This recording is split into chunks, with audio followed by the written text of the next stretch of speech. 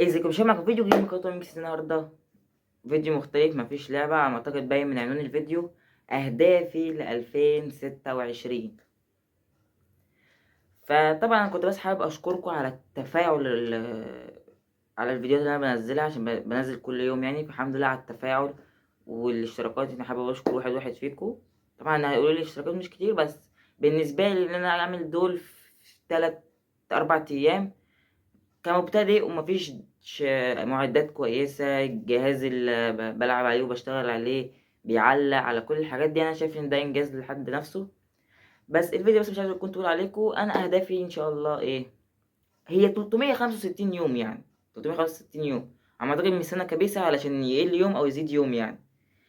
فانا صراحة اهدافي لو قليل قوي قليل قوي يعني، مثلا قطعت تصوير، قطعت ايا يكن، عايز اوصل ل10,000 مشترك. لو بقى كحلو السنة كلها 50,000.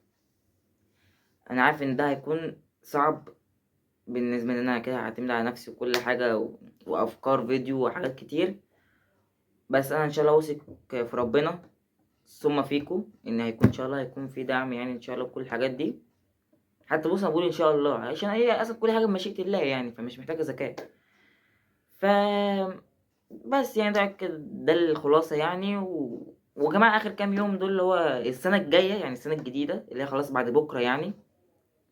من أول يوم 10، مش من أول يوم 10، من أول يوم 9 كده التنزيل هيقف.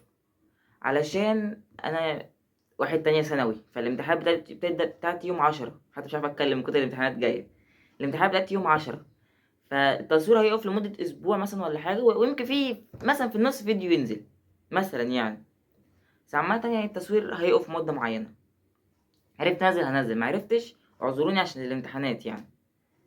بس هي ده بس الخلاصة ان شاء الله يعني، ان السنة تخلص الجاية لو فضلنا عايشين يعني ان شاء الله، يا اما 10,000 يا اما 50,000. طبعا بقى لو انت لازم تكتروا كتروا يعني، مش هنقول حاجة. مش عايز بس اطول عليكم. هو ده بس كان فكرة الفيديو. فلو مش مشتركين تشتركوا في القناة وفعلوا زر الجرس. وكان معكم اوميكس دي، ومع السلامة.